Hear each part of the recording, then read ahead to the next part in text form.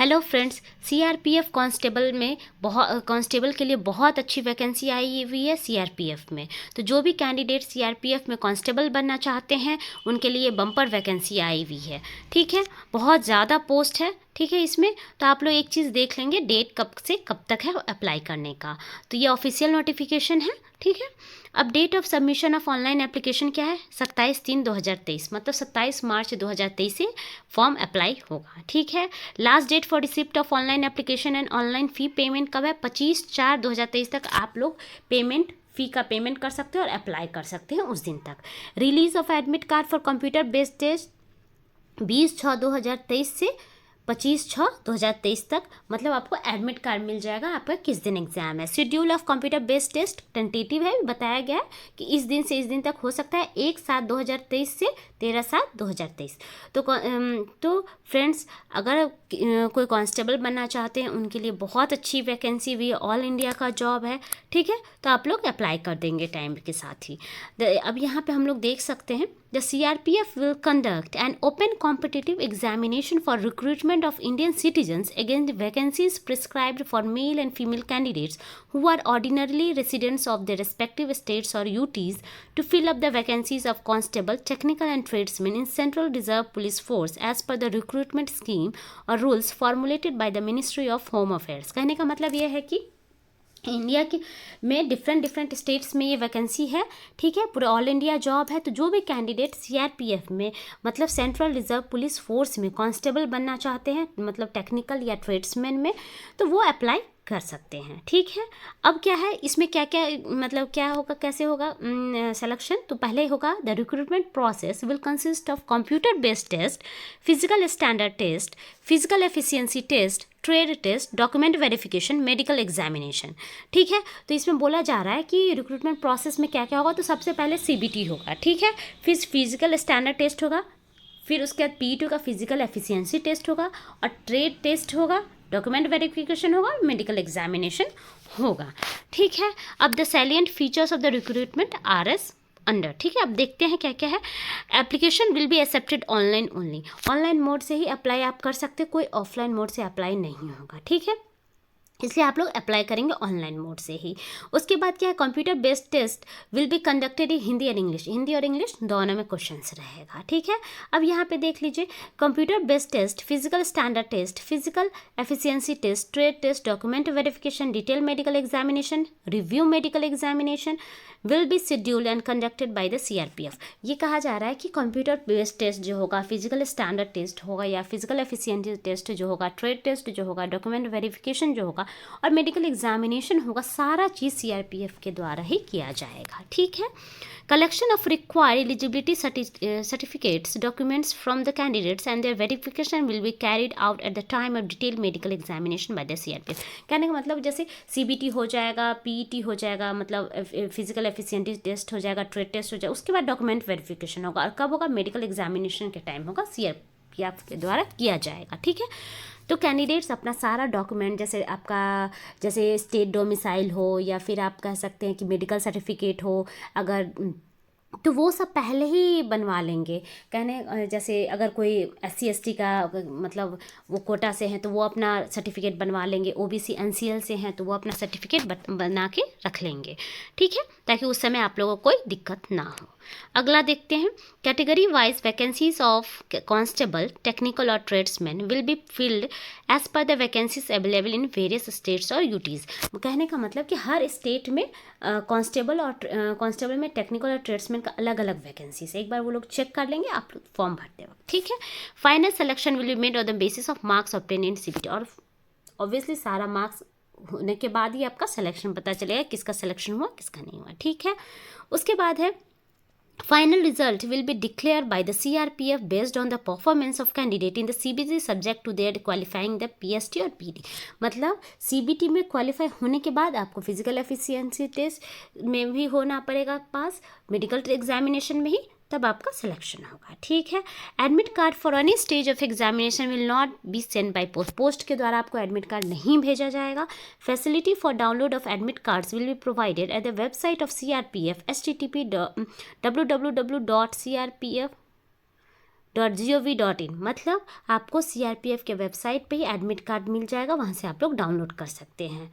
ठीक है, इसीलिए आप लोग को एडवाइस किया जाता है कि रेगुलरली CRPF के वेबसाइट पे आप लोग विजिट करते रहिए, ताकि आप लोगों को पता चल जाए कि एग्ज़ाम कब है और एडमिट कार्ड कब से डाउनलोड होगा। ठीक है, the candidate should bring 2 colour print out of admit card eight the time of each stage of examination. Candidate को बोला, यहाँ लिखा हुआ है कि मतलब जो एग्जामिनेशन के लिए आप लोग को बुलाया जाएगा उस समय 2 colour print out admit card आप लोग ले जाएंगे। लिखा हुआ है साफ साफ यहाँ पे, 1 copy of admit card will be handed over at the examine, और 1 कॉपी एडमिट कार्ड आपके पास रह जाएगा और 1 copy admit card examination centre वालों को आपको दे दिया जाएगा। अब पेस के लिए यहाँ पे देख सकते हैं लेवल 3 का पोस्ट है, बहुत अच्छा पोस्ट है। सैलरी देख लीजिए 21,700 से 69,000 मतलब लगभग आपको 40,000 45,000 रुपया हाथ सैलरी मिलेगा। ठीक है, वैकेंसीज फॉर सिटी टेक्निकल और ट्रेड्समैन। ठीक है, अब यहाँ पे दिया हुआ है कि देखिए टोटल नंबर ऑफ वैकेंसीज कितना है, 9,212, मतलब बहुत अच्छी वैकेंसी है। मेल के लिए 9,105 एंड फीमेल 107। ठीक है, vacancies to be fill through constable technical और tradesman recruitment 2023। Details of state और यूटीज और ट्रेड पोस्ट वाइज। अब यहाँ पे स्टेट वाइज पोस्ट का दिया हुआ है, ट्रेड वाइज देख लीजिए। जैसे आंध्र प्रदेश में ड्राइवर के लिए 145, मोटर मैकेनिक व्हीकल के लिए 22, कॉबलर के लिए 7, कारपेंटर के लिए 5, टेलर के लिए 13, ब्रास बैंड के लिए 6, पाइप बैंड के लिए 2, बगलर के लिए 56, गार्डनर के लिए 5, पेंटर के लिए 3, कुक और वॉशर के लिए 99, वॉशरमैन के लिए 16, बार्बर के लिए 12, सफाई कर्मचारी के 33 और टोटल 424। ऐसे ही हर एक स्टेट का, अरुणाचल प्रदेश में टोटल सीट है 18, असम में 275, बिहार में 726, मतलब लगभग 750 सीट है बिहार में। छत्तीसगढ़ में है 204, गोवा में है 11, गुजरात में है 425, हरियाणा में है 166, हिमाचल प्रदेश में 45। मतलब यहाँ पे आप डिटेल देख सकते हैं ब्रांच वाइज, मतलब ट्रेड वाइज आपको सीट दिया हुआ है। उसके बाद झारखंड में आप हैं 293 सीट है, लगभग 300 की सीट है। कर्नाटका में 460, केरला में 254, मध्य प्रदेश में 494, महाराष्ट्र में 745, मतलब 750 सीट है महाराष्ट्र में। मणिपुर में है 46, मेघालय में है 57, मिजोरम में है 11, नागालैंड में है 93, उड़ीसा में है 297, पंजाब में है 238, राजस्थान में है 463 और सिक्किम में आपको देख सकते हैं 4 है, तमिलनाडु में 579, तेलंगाना में 301, उत्तर प्रदेश में है 1340, बहुत अच्छी वैकेंसी है यहाँ पे। उसके बाद वेस्ट बंगाल में 707, दिल्ली में 124, JNK में 175, टोटल 9,105 सीट्स है। ठीक है, और फीमेल का भी यहाँ पे दिया हुआ है कि फीमेल वाइज सीट्स कितना है, तो फीमेल का टोटल 160 सीट है, रिजर्व्ड है। ठीक है, उसके बाद आप लोग देख सकते हैं कि एक मिनट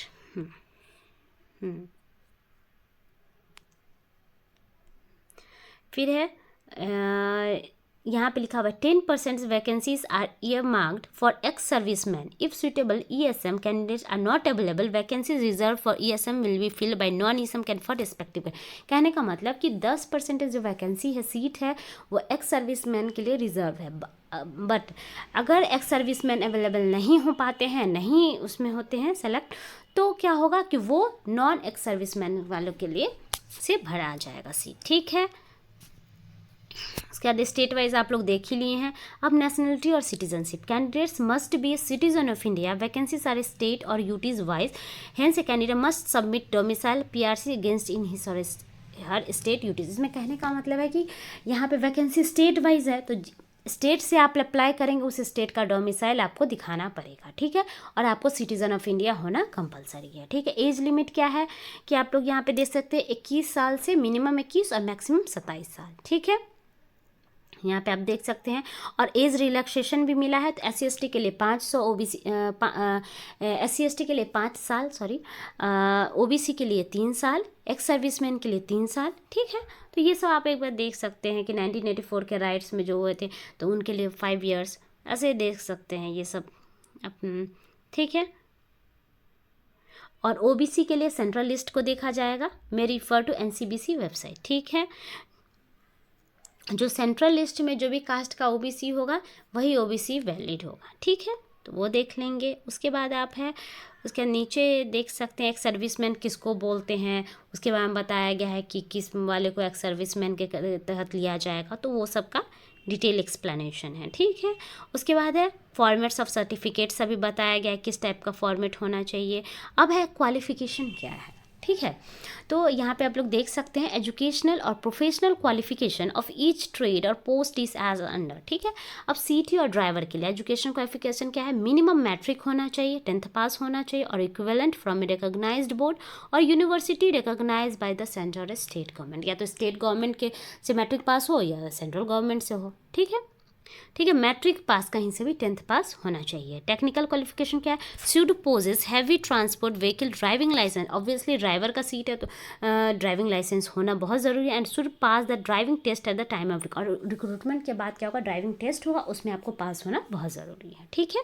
अब ऐसे ही हम लोग देखते हैं मैकेनिकल मोटर व्हीकल, इसके लिए एजुकेशन क्वालिफिकेशन क्या है, तो इसमें है कि मिनिमम 10th पास होना चाहिए, ठीक है। और उसके बाद क्या है कि यहाँ पे देखिए टेक्निकल क्वालिफिकेशन क्या है, तो इसमें है possessing 2 years industrial training institutes ITI certificate in mechanical motor vehicle recognized by national और state council for vocational training और any other recognized institution and 1 year practical experience in the field of concerned trade। कहने का मतलब है कि 10th पास तो होना चाहिए, ITI सर्टिफिकेट होना चाहिए मैकेनिकल मोटर व्हीकल में, ठीक है, और 1 साल का प्रैक्टिकल एक्सपीरियंस अगर हो तो बहुत अच्छा है, ठीक है, उसी ट्रेड में। अब trades for all other tradesman क्या है कि मिनिमम मैट्रिकुलेशन और इक्विवेलेंट फ्रॉम रिकॉग्नाइज्ड बोर्ड, कम से कम 10th पास होना चाहिए, ठीक है, स्टेट गवर्नमेंट या सेंट्रल गवर्नमेंट से, ठीक है। और equivalent army qualification in cause of ex army personnel के लिए आर्मी क्वालिफिकेशन होना बहुत ज़रूरी है। टेक्निकल क्वालिफिकेशन क्या है, must be proficient and worked in respect, जो ट्रेड के लिए अप्लाई कर उस ट्रेड का उनके बाद मतलब काम करने का प्रैक्टिस होना चाहिए, ठीक है। अगर है मतलब, और इसमें देखते हैं लगभग ये है कि आप कोई भी ट्रेड में अप्लाई करेंगे तो उस ट्रेड का आपको थोड़ा काम करने का अनुभव होना चाहिए और 10th पास होना चाहिए, ठीक है। ये चीज़ आप लोग देख लेंगे। उसके बाद हम लोग देख सकते हैं आगे नोटिफिकेशन है कि कैसे कैसे अप्लाई करना है, तो लिखा हुआ है applications must be submitted in online mode, online mode में ही एप्लीकेशन सबमिट होगा at the official website of the CRPF, कोई अदर वेबसाइट पे नहीं कीजिएगा, मेन जो CRPF का वेबसाइट है उससे ही अप्लाई होगा। For detail instruction for submission of online application please refer to the annexure 1 of this advertisement, ठीक है। तो ये सब दिया हुआ है, ठीक है। एप्लीकेशन का डेट आप लोगों को पता चल गया 27/3/2023 से 25/3/2025, यहाँ पे 4 होगा 25 अप्रैल 2023, ठीक है। उसके बाद आप लोग एप्लीकेशन फ़ी देख सकते हैं कि एग्जामिनेशन फ़ी है 100 रुपये for male of general EWS और OBC only, candidates belonging to SC ST और फीमेल के लिए कोई एग्जामिनेशन फ़ी नहीं है, नील है, ठीक है, एग्जाम्प्टेड है एग्जामिनेशन फ़ी से, तो बहुत अच्छा है, फ़ी भी बहुत कम है। जो भी कैंडिडेट अप्लाई करना चाहते हैं अप्लाई कर सकते हैं, SC ST फीमेल और PWD कैंडिडेट्स के लिए फ्री है, तो ये देख लेंगे। और पेमेंट ऑफ फ़ी का क्या होगा, ऑनलाइन मोड से होगा, जैसे यहाँ पे दिया हुआ, fee can be paid online through भीम UPI net banking by using Visa, master card, Maestro card, RuPay card और डेबिट कार्ड, मतलब ऑनलाइन मोड से आप लोग पेमेंट का फ़ी का पेमेंट सेव करेंगे, ठीक है। उसके बाद क्या है कि अब बोला गया है कि application received without the prescribe fee, मतलब जिनके लिए फ़ी बोला गया लगेगा, अगर वो बिना फ़ी के फॉर्म भर देते हैं तो उनका फॉर्म का कोई वैल्यू नहीं रहेगा, ठीक है वो। उसके बाद है candidates who are not exempted from fee payment must ensure that the fee has been due, और जिनका एग्जेम्प्टेड नहीं है, मतलब फीमेल SC ST सबको छोड़ के बाकी जिन लोगों का जैसे जनरल OBC ये सब का जो फ़ी लगेगा वो फ़ी देना कंपलसरी है, ठीक है, अदरवाइज फॉर्म को इनकम्प्लीट समझा जाएगा। अब आगे देखते हैं सेंटर और सिटी ऑफ कंप्यूटर बेस्ड, मतलब एग्ज़ाम कहाँ पे होगा, ठीक है, तो ये देख लेते हैं। The candidate has to indicate 3 options और choices as examination centre for online computer based test from the following list to be read vertically, ठीक है। अब यहाँ पे बोला गया है कि जो हर कैंडिडेट को 3 एग्जामिनेशन सेंटर का चॉइस देना रहेगा, ठीक है, कंप्यूटर बेस्ड टेस्ट के लिए। जैसे अब जैसे आंध्र प्रदेश में है तो 3 चॉइस दिए, हरियाणा में है तो 3 दे दिए, ठीक है, ऐसे ऐसे करके आप लोग को 3 देना पड़ेगा, जहाँ से आप लोग दे रहे हैं, ठीक है। अब जैसे यहाँ पे देख लग सकते हैं, जैसे झारखंड में तो धनबाद, हजारीबाग, जमशेदपुर, रांची, अब इसमें 3-4 आप दे दीजिए, ठीक है। ये दिया हुआ है कहाँ कहाँ एग्जामिनेशन होगा। जैसे अब आप लोग उत्तर प्रदेश में हैं तो आगरा, अलीगढ़, अयोध्या, गोंडा, गोरखपुर, झांसी, कानपुर, तो अब उसमें से कोई 3 आप दे सकते हैं, ठीक है। ऐसे बिहार में देखिए आरा, दरभंगा, भागलपुर, मुजफ्फरपुर, पटना, पूर्णिया, रोहतास, इसमें से कोई 3 दे दीजिए। तो कोई भी शहर वेस्ट बंगाल से जैसे आसनपुर, बरहमपुर, बांकुड़ा, बर्धमान, दुर्गापुर, हुगली, हावड़ा, कल्याणी, कोलकाता, सिलीगुड़ी, सूरी, तो 3 कोई दे सकते हैं, ठीक है। तो 3 आप दे दीजिएगा अपना नियर बाय, जहाँ आने जाने का आपको सुविधा हो, दिक्कत नहीं हो, ठीक है। While filling, अब यहाँ पे नोट्स देखते हैं। While filling in the online application form, the applicant should carefully decide about his or her choice of city of examination। इसलिए फॉर्म भरते वक्त आप लोग एकदम केयरफुली ध्यान दीजिएगा कि आप लोग जो सेंटर पे एग्ज़ाम देने जा सकते, मतलब सिटी में जा सकते हैं, वहीं का सिटी दीजिएगा, ठीक है, चॉइस दीजिएगा। उसके बाद candidate should be accommodated in any one of the 3 examination city up to Y, और तो 3 आप दिए रहेंगे उसी में से 1 मिलेगा आपको, ठीक है, चॉइस ऑफ एग्जामिनेशन सिटी। फिर है उसके बाद है examination city once up to will not be change under any, उसके बाद आप चेंज नहीं कर सकते एग्जामिनेशन सिटी को। In case of over subscription, under subscription at a particular city the candidate may be shifted to nearby city, ठीक है। Above examination centre are only for CBT, ये सिर्फ CBT के लिए एग्जामिनेशन सेंटर है। Examination centre will be shifted to nearest CRPF style for next stage of, और CBT के बाद जो फर्दर एग्जाम वो होगा, एग्ज़ाम सब होगा, efficiency test, standard physical test, तो वो नियर बाई जो CRPF का इस्टेब्लिशमेंट होगा वहाँ होगा, ठीक है। अब है कि स्कीम ऑफ एग्जामिनेशन क्या है, मतलब फॉर जो टेक्निकल हैं या ट्रेड्समैन है, ठीक है, तो उन लोगों के लिए क्या होगा, इसकी मतलब क्या क्या पूछा जाएगा एग्जाम में, किस टाइप का पैटर्न रहेगा, तो ये बताया गया है। Computer based test, the computer based test will consist of 1 objective type paper containing 100 questions carrying 100 marks with the following composition. CBT में क्या होगा, 100 क्वेश्चन रहेगा, 100 मार्क्स का रहेगा, ड्यूरेशन रहेगा 2 घंटे का, 2 आवर्स का ड्यूरेशन रहेगा, ठीक है। उसके बाद आप लोग देख सकते हैं कि जनरल इंटेलिजेंस एंड रीजनिंग में 25 क्वेश्चन रहेगा, 25 मार्क्स का। General knowledge and general awareness के लिए 25 क्वेश्चन, 25 मार्क्स।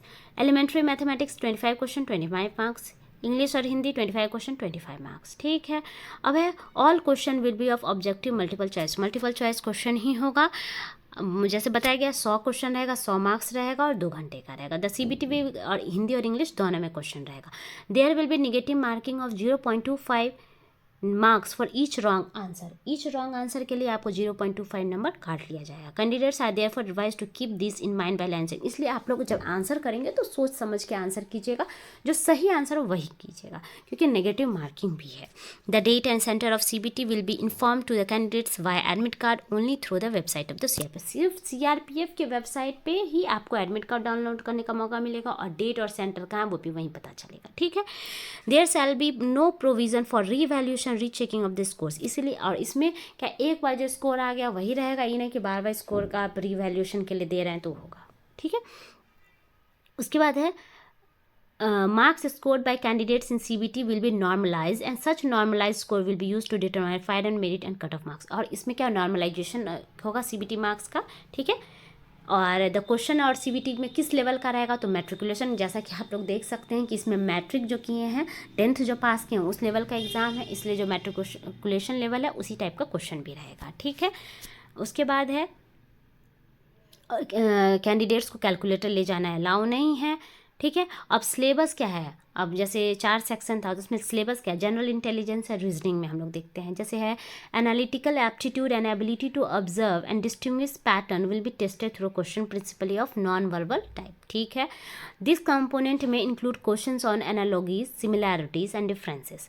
स्पेशल विजुअलाइजेशन होगा, स्पेशल ओरिएंटेशन होगा, विजुअल मेमोरी का होगा, डिस्क्रिमिनेटिंग ऑब्जर्वेशन, रिलेशनशिप कॉन्सेप्ट्स होगा, अरिथमेटिक रीजनिंग होगा, फिगर क्लासिफिकेशन होगा, जैसे कोडिंग, डिकोडिंग, नॉर्मल जो हम लोग जो कांस्टेबल का जो तैयारी करते हैं, जो लोग करते हैं, वो जो क्वेश्चन बैंक बनाते हैं उस टाइप का ही क्वेश्चन रहेगा, ठीक है।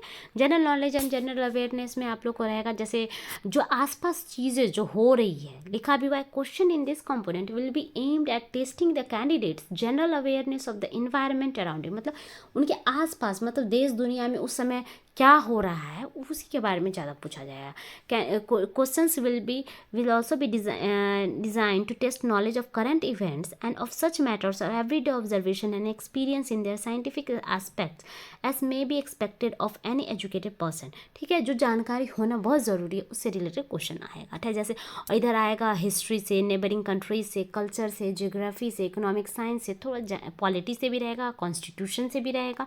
ठीक है, तो ये सब आप लोग थोड़ा देख लीजिएगा। जैसे लूसेंट देख लीजिएगा तो ज़्यादा अच्छा रहेगा। एलिमेंट्री मैथमेटिक्स में रहेगा 10th लेवल्स का, मैट्रिक लेवल का क्वेश्चन रहेगा, जैसे एवरेज हो गया, इंटरेस्ट हो गया, प्रॉफिट एंड लॉस हो गया, टाइम एंड डिस्टेंस हो गया, रेशियो एंड प्रोपोर्शन हो गया, टाइम एंड वर्क हो गया। फिर आपको हो गया कि डेसिमल्स, फ्रैक्शंस, ये सबसे कोई नंबर सिस्टम, सबसे क्वेश्चन आएगा। हिंदी, ठीक है, क्वेश्चन वो रहेगा हिंदी और इंग्लिश दोनों में ही। ठीक है, और क्या इससे ये भी चेक हो जाएगा, हिंदी और इंग्लिश का भी लैंग्वेज का टेस्ट हो जाएगा। हाइट आप यहाँ पे देखते हैं, मेल के लिए 170 सेंटीमीटर है और फीमेल के लिए 157 सेंटीमीटर है। तो प्लीज़ एक बार ज़रूर आप लोग चेक कर लीजिएगा आप लोग का हाइट कितना है। ठीक है, फिर है अब यहाँ पे है कि मेल और फीमेल का रिलैक्सेशन है हाइट में। एसटी के लिए मेल 162.5 ही और फीमेल 150। तो मेन आप लोग हाइट अपना ज़रूर चेक कर लीजिएगा फॉर्म भरने से पहले। ठीक है, यहाँ पे हाइट दिया हुआ है सबका अपना। फिर है यहाँ पे चेस्ट दिया हुआ है। Male candidate should have following standards of chest measurement, unexpanded 80 centimetre और मिनिमम एक्सपेंस ऑफ 5 सेंटीमीटर। तो ये सब आप लोग खुद ध्यान दे दीजिएगा वह भरने से पहले। ठीक है, उसके बाद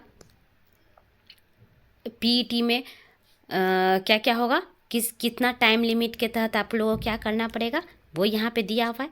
तो आप लोग एक बार फॉर्म भरने से पहले केयरफुली इसको एक बार ज़रूर पढ़ लीजिएगा, नोटिफिकेशन को, ऑफिशियल नोटिफिकेशन को। ठीक है, तो उसके बाद है ट्रेड टेस्ट में का देखिए लिखा हुआ है कि candidates will be shortlisted for trade test from the pool of candidate qualify. तो सीबीटी, पीएसटी और पीईटी पास करने के बाद आपका ट्रेड टेस्ट होगा। ठीक है, उसके बाद आप लोग को ये सब देख सकते हैं, कॉबलर के लिए क्या होना चाहिए, कारपेंटर के लिए क्या होना चाहिए, पेंटर के लिए, जो जिस ट्रेड का भरेंगे उस ट्रेड का नॉलेज उनके पास होना बहुत ज़रूरी है। ठीक है, ये देख सकते हैं। फिर डॉक्यूमेंट वेरिफिकेशन में है, candidates will be shortlisted for document verification from the pool of candidates who qualify in CBT, PST, PET and trade.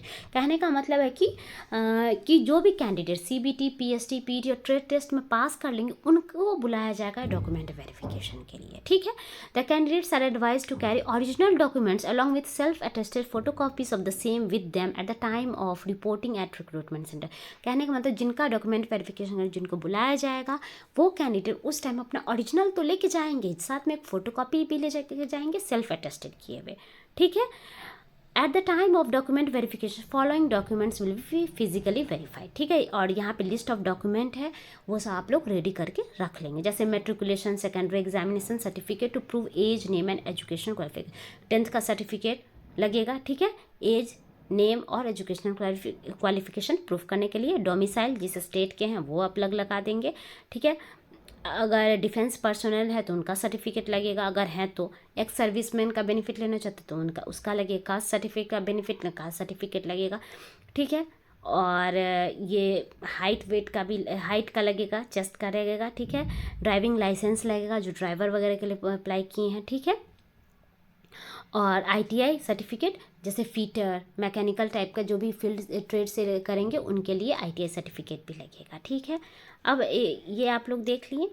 ठीक है, अब आई एग्जामिनेशन क्या है, आँख सही होना चाहिए जैसे जो ड्राइवर हैं उनके लिए। तो ये सब यहाँ पे डिटेल बताया गया है कि क्या क्या चीज़ें का ज़रूरी है। ठीक है फ्रेंड्स, अगर ये वीडियो आप लोगों को हेल्पफुल लगा हो, यूज़फुल लगा हो तो प्लीज़ मेरे चैनल को लाइक, शेयर एंड सब्सक्राइब ज़रूर कीजिएगा। Thank you.